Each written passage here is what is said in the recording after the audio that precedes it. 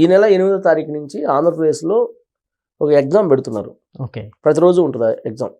8వ తారీఖు నుంచి కంటిన్యూగా ఉంటుంది.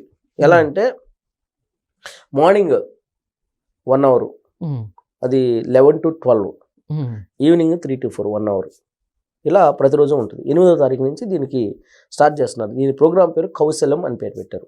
ఓకే. ఈ ప్రోగ్రాంలో నిరుద్యోగులు ఎవరైనా పార్టిసిపేట్ చేయొచ్చు. ఎవరైనా సరే మీరు రాయొచ్చు, ఎగ్జామ్ రాయొచ్చు. ఎగ్జామ్ రాసి ఆ ఎగ్జామ్లో ఏమేమి ఉంటాయి, మీకు జనరల్ యాప్టిట్యూడ్ ఉంటాయి, తర్వాత మీకు సైకోమెట్రిక్ టెస్ట్ అని ఉంటుంది, తర్వాత మీ స్కిల్ని అసెస్ చేసేటువంటి కార్యక్రమం ఉంటాయి వాటిలో. సో ఆ ఎగ్జామ్ రాసినటువంటి వాళ్ళకు వచ్చేటువంటి మార్కులను బట్టి వీళ్ళ యొక్క స్కిల్ ఏంటి అనేది ఐడెంటిఫై చేస్తారు. గవర్నమెంటే ఐడెంటిఫై చేస్తుంది.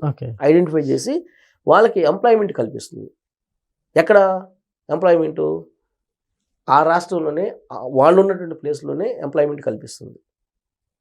వర్క్ ఫ్రమ్ హోమ్ అంటే ఇంటి నుంచి పనిచేసేలాగా ప్రభుత్వం కంపెనీలకి అలాగే ఈ ఉద్యోగస్తుల మధ్య అనుసంధానం చేయబోతుంది. ఇప్పటివరకు జరిగింది ఏంది? ఆంధ్రప్రదేశ్లో చదువుకుంటారు, ఆంధ్రప్రదేశ్లో గ్రాడ్యుయేషన్ అవుతారు, అక్కడి నుంచి హైదరాబాద్కో, బెంగళూరుకో, లేదా ముంబైకో, ఢిల్లీకో, లేదంటే అమెరికాకో, ఆస్ట్రేలియాకో, కెనడాకో వెళ్ళిపోతున్నారు. బట్ ఇక్కడ వర్క్ ఫ్రమ్ హోమ్ అంటే ఎంతమందికి పాసిబిలిటీ ఉంటుంది? సో అసలు అందరికీ పాసిబిలిటీ ఉండేలాగా చెయ్యాలి అనేదే చంద్రబాబు నాయుడు గారి యొక్క కాన్సెప్ట్. చదువుకున్న వాళ్ళందరూ మేధో సంపత్తి అంతా కూడా బయటికి వెళ్ళిపోతే ఆంధ్రప్రదేశ్ పరిస్థితి ఏంటి? ఇప్పటికే ఆంధ్రప్రదేశ్ని సామూహికంగా ఆర్థిక రేప్ చేశారు. నేను ఆ పదాన్ని ఎందుకు వాడుతున్నానంటే, ఆంధ్రప్రదేశ్ని ఏ విధంగా దోచుకుంటున్నారు కొంతమంది అని అంటే, అక్కడ సంపాదిస్తున్నారు, హైదరాబాద్లో పెట్టుబడి పెడుతున్నారు, అక్కడ సంపాదించుకుంటున్నారు, బెంగళూరులో పెట్టుబడి పెడుతున్నారు. ఇది చేస్తుంది ప్రభుత్వ ఉద్యోగులు కానీ లేదా రాజకీయ నాయకులు కానీ, అందరు కాదు, కొంతమంది.